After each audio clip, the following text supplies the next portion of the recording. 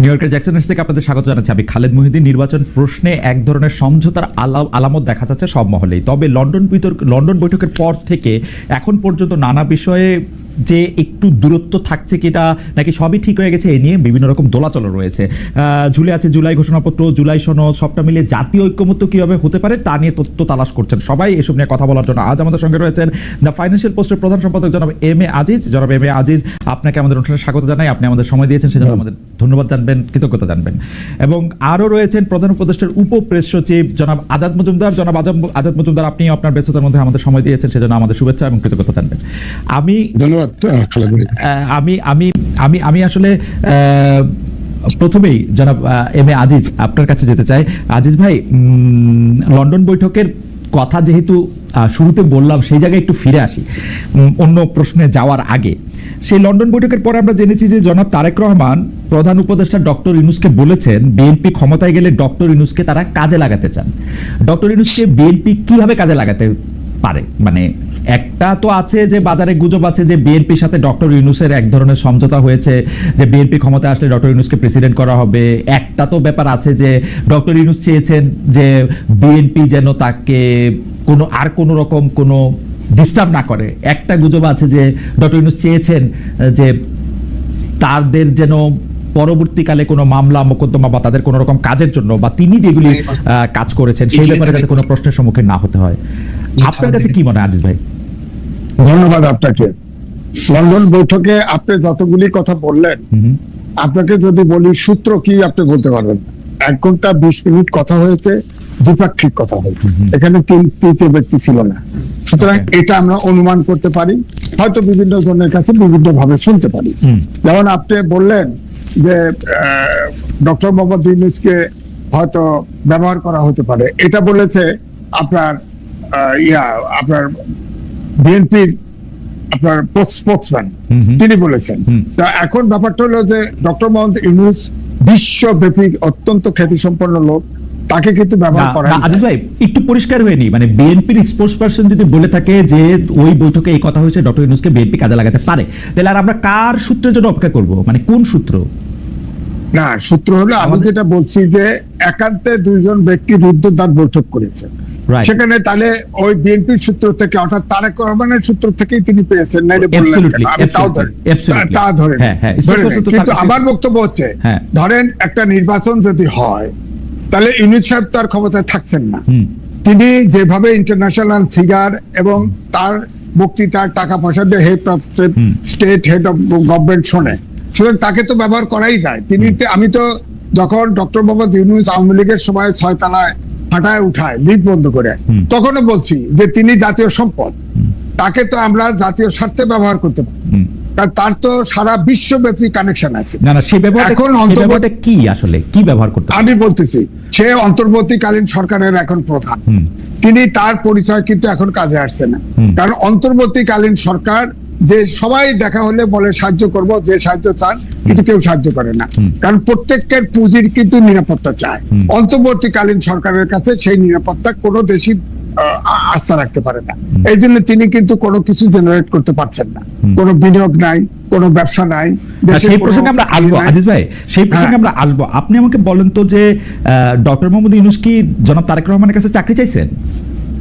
না, আমার তো মনে হয় না। তাহলে মানে বিএনপির স্পোকসপারসন যখন এই কথা বললো, তাহলে এইটার মানেটা কি, এটা ইন্টারপ্রিটেশনটা কি? মানে ডক্টর মোহাম্মদ ইউনূস তাকে তো আমার অনুমান হচ্ছে ডক্টর মোহাম্মদ ইউনূসকে কোনদিন বিএনপি প্রেসিডেন্ট হিসেবে নেবে না।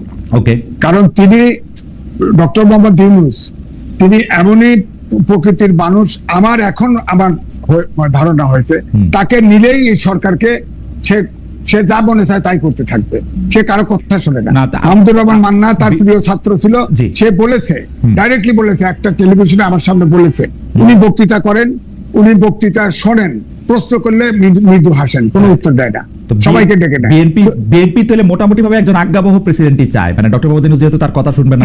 না, আজ্ঞাবহ বলছে না, কারণ বিএনপি তো তার 31 দফা সংস্কারে তো বিএনপি প্রেসিডেন্ট এবং প্রধানমন্ত্রীর মধ্যে ক্ষমতার ভারসাম্য চেয়েছে, হয়তো চাইবে, কিন্তু ডক্টর মোহাম্মদ ইউনূসের সাথে যদি আপনার প্রেসিডেন্ট তাকে বানাতে চায়, সে প্রধান শর্ত দিবে যে সরকার আমি প্রেসিডেন্ট ভেঙে দেওয়ার ক্ষমতা, এই ক্ষমতা দিতে হবে। সুতরাং এটা তো তাকে অ্যালাউ করা যাবে না। তাহলে আমরা বিএনপি স্পোকসপারসনের কাছ থেকে যে শুনলাম যে ডক্টর মোহাম্মদ ইউনূসকে আমরা কাজে লাগাতে পারি, তাহলে সেটা কি কাজ?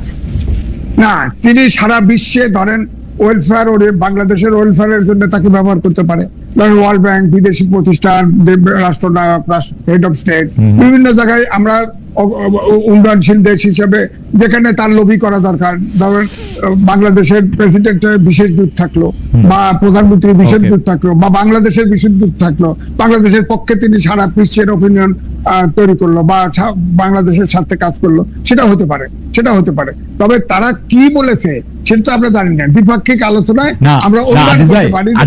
আজিজ ভাই, আমি আসলে আপনার করকমলে আসছিলাম হচ্ছে এই কারণে, অনেক আগে থেকেই আর কি, গত 15 বছরে শেখ হাসিনা যখন তার এই, আমি কি বলবো, একটা স্বৈরাচারী শাসন ব্যবস্থা কায়েম করছিলেন প্রত্যেকটা জায়গায়, যখন মানে রাষ্ট্রীয় প্রতিষ্ঠানগুলির তিনি যখন ধ্বংস করতেছিলেন, আপনি কিন্তু একটা খুবই উজ্জ্বল এবং জোরালো বুলন্দ আওয়াজ আমাদের জন্য।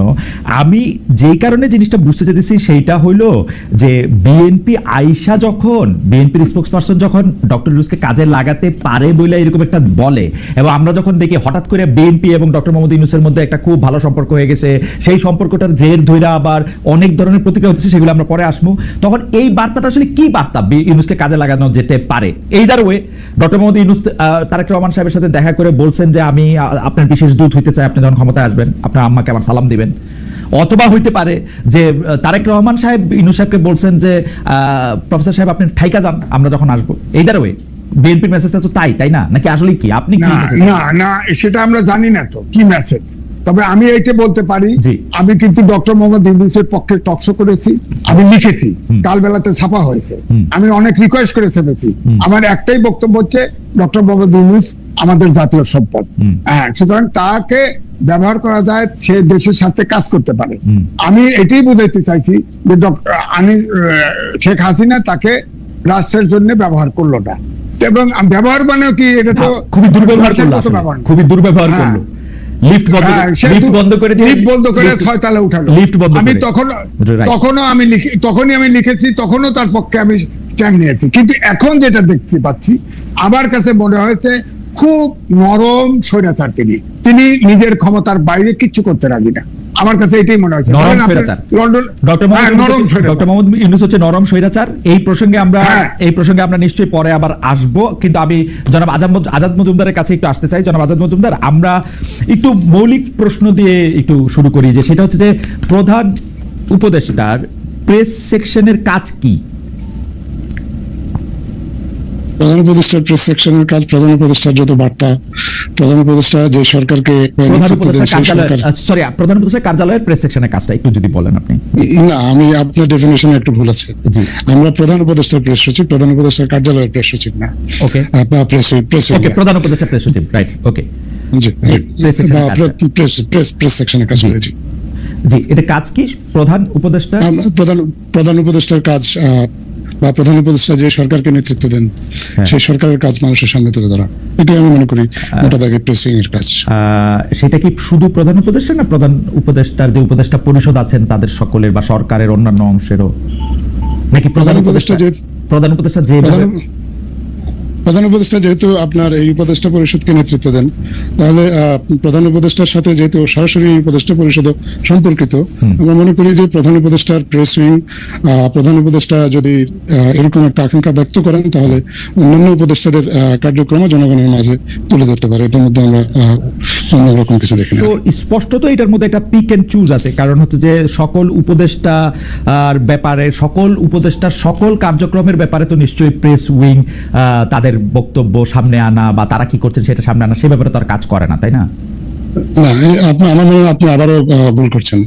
এখানে পিক এন্ড চুজের কোনো ব্যাপার নেই। এখানে অনেক সময় উপদেষ্টারাও আমাদেরকে অনুরোধ করেন, কারণ আপনার প্রধান উপদেষ্টার প্রেস উইং সাধারণত তাদের আউটরিচটা একটু বেশি, এটা খুব স্বাভাবিক জিনিস, কারণ প্রধান উপদেষ্টার কার্যালয়ে বা প্রধান উপদেষ্টা কি কাজ করেন সেটা নিয়ে সাংবাদিকরা একটু বেশি কৌতূহলী। আমরা আমাদের একটা হোয়াটসঅ্যাপ গ্রুপ আছে, সেখানে প্রায় 800 সাংবাদিক সংযুক্ত আছেন। তো খুব স্বাভাবিক কারণে উপদেষ্টারা অনেক কাজ করেন। আমাদের সরকারের যেহেতু জনবল কম, বা আমাদের সরকারের আমাদের এর আগে অন্যান্য রাজনৈতিক সরকারের ক্ষেত্রে যেটা দেখা গেছে যে আমি একটু শেষ করি প্লিজ, রাজনৈতিক সরকারে যখন আপনার তাদের রাজনৈতিক কর্মীরাই বা তাদের সংসদ সদস্যরা থাকে, তাদের অনেক ধরনের উইং থাকে বা যারা সরকারের কথাগুলো বলে। আমাদের এই সরকারটা অল্প কিছু উপদেষ্টা নিয়ে পরিচালিত হচ্ছে।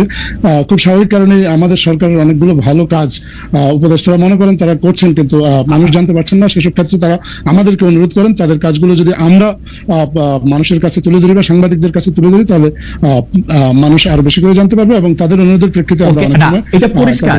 ধরো মজুমদার, এটা পরিষ্কার। আমি আপনাকে আমি পিক এন্ড চুজটা কি বলেছি সেটা আবার বলি। আপনাদের উপদেষ্টা পরিষদে 22 জন, আমি এখন আপনাদের ওয়েবসাইট খুলে বসে আছি, 22 জন উপদেষ্টা রয়েছেন। 3 জন উপদেষ্টার পদমর্যাদায় বিশেষ সহকারী রয়েছেন, 6 জন বিশেষ সহকারী রয়েছেন প্রতিমন্ত্রী মর্যাদায়, এবং 1 জন বিশেষ সহকারী রয়েছেন সিনিয়র সচিব পদমর্যাদায়। এই যে 22 যোগ 3 যোগ 25 যোগ 6 31 আর 32, এদের কোন কাজটা হাইলাইট করা হবে সেইটা তো আপনারা একটা চয়েস তো করেন, তাই না? সবার কাজ তো সবসময় করতে পারেন না, যত অনুরোধী যে ওনাদের কাজটা তো ওনারাই আমাদেরকে জানান যে তাদের কাজটা আমরা জানাই। ধরেন 20 জন উপদেষ্টা আপনাদেরকে জানালেন, আপনারা কোন উপদেষ্টাটা নেন সেটা তো আপনাদের চয়েসের ব্যাপার, তাই তো? না, আমরা চেষ্টা করবো 20 জন উপদেষ্টাটাই নিতে। আমরা 20 জন উপদেষ্টা যদি আমাদেরকে অনুরোধ জানান, তাহলে অবশ্যই আমরা 20 জন উপদেষ্টাটাই পর্যায়ক্রমে। এর মধ্যে কি কোনো গ্রেডিং করেন, আগে পরে করেন, যে এটা আগে করবেন? যেমন আসিফ নজরুল একজন বড় উপদেষ্টা, তারটা আগে করবো, সালাউদ্দিন সাহেব একটা বড় উপদেষ্টা, তারটা আগে করবো, আসিফ মোহাম্মদ এরকম আমরা কাজটাকে গ্রেডিং করি, যে কাজটা বেশি জনগণের সাথে সরাসরি সম্পৃক্ত, আমরা যেই তথ্যটা জনগণের জরুরি ভিত্তিতে জানা দরকার, আমরা মনে করি সেটা আগে দেওয়া দরকার, আমরা সেটা দেওয়ার চেষ্টা করি। এখানে ব্যক্তি কোনো মুখ্য নয়, কাজটাই হলো মুখ্য। কাজটা মুখ্য, সেই কাজটা কোনটা মুখ্য সেটা আপনারা কিভাবে বোঝেন? ধরেন আমি উপদেষ্টা হলে আমি সারাক্ষণ আজাদ, আমার ছোট ভাইয়ের মতো আজাদের কাছে অনুরোধ করতে থাকতাম যে আমারটা সামনে আনেন, আপনারা এটা কিভাবে ঠিক করেন সেটা আমি জানতে চাইছি। এটা আমরা আমাদের জাজমেন্ট, আমাদেরও তো একটা জাজমেন্ট আছে, কোনটা মুখ্য। আপনাদের অবশ্যই আমাদের জাজমেন্ট আছে। আবার এক্ষেত্রে প্রধান উপদেষ্টারও নির্দেশনা থাকতে পারে, আমরা ওনার সাথে নিয়মিত যোগাযোগ থাকে, উনি আমাদেরকে অনেক সময় নির্দেশনা দেন, আবার আমরা আমাদের নিজেদের জাজমেন্ট অ্যাপ্লাই করি। ফ্যান্টাস্টিক।